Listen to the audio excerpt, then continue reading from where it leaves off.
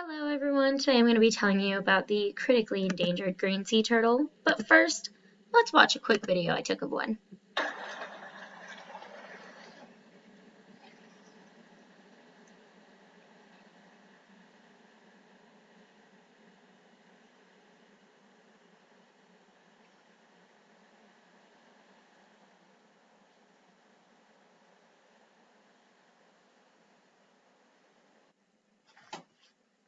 Ah, so beautiful.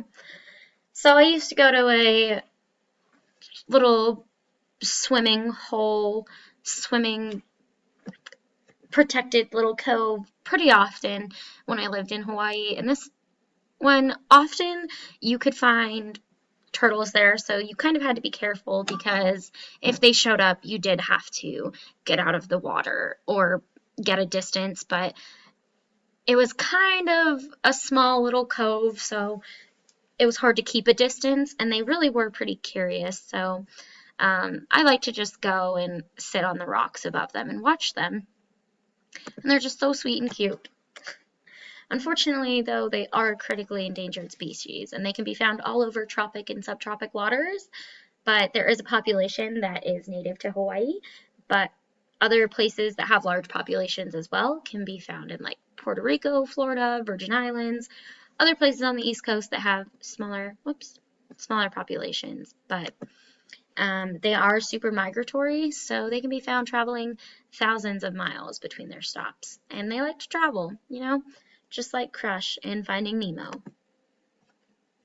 Alright, so adult green sea turtles, unlike some other sea turtles, they are docile herbivores, and they typically like to hang around coral, graze on seagrass and algae when they're not basking in the sunlight. But fun fact, they're omnivores when they first hatch. They'll munch on worms and insects and crustaceans and, throw a little seagrass in there to get their vegetables. But I just thought that was really interesting. So to reproduce, they meet once a year in the late spring or early summer.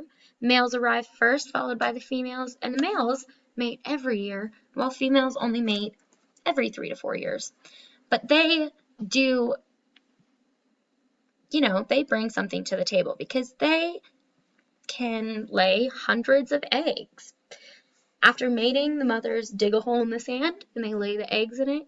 They cover it back up and then they peace out. They're done with motherhood for the year. For the next couple of years, I should say. Whoops. So they can lay hundreds of eggs, but unfortunately, they don't all make it. If they do make it to about 20 to 50 years, they reach sexual maturity, and the healthy turtles live to about 80 to 100 years old. Hawaii considers turtles sacred, so culturally they do have a huge impact. They're basically considered they're an aumakua, which is essentially a spirit animal. So not only are turtles beautiful, but they're culturally really important. They contribute to ecotourism, and they play an important role in biodiversity. They help maintain algae and seagrass growth. They're just really good for the environment and for biodiversity. And interestingly enough, they're not called the green sea turtle for their shell, which can vary in color depending on factors like where they live. But they're called the green sea turtle for their body fat that's green, which is so cute.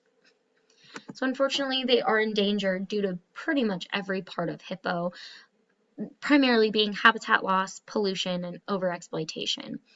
Habitat loss destroys the beaches that they use as mating and nesting grounds, and just where they can spend their time in between.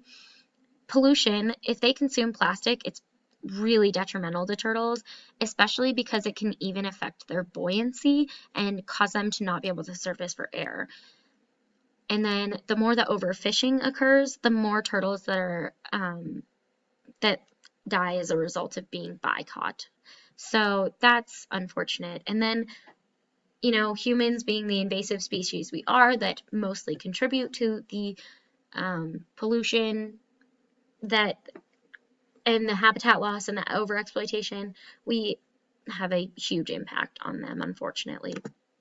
But all hope is not lost, and there's much being done to try and protect them. They're protected under the Endangered Species Act, It's illegal to trade them on the market, every type of sea turtle. Florida has made light ordinances to prevent disturbances, and fishing industries have created turtle escape devices to prevent bycatch. Hawaii also fines people for swimming too close to turtles or disturbing them on the beach. So a lot is being done, and there's more we can do. We can reduce our use of plastics.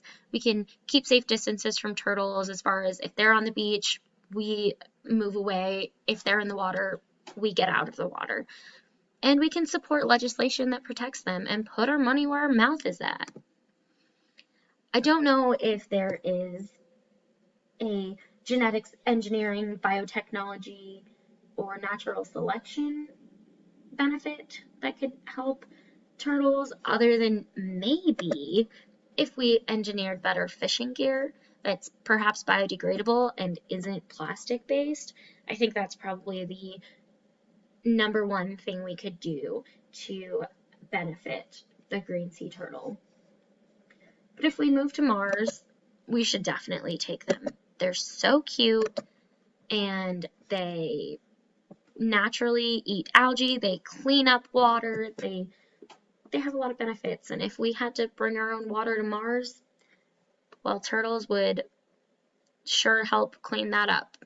If you're interested in learning more, here are the sources I used. Feel free to check them out.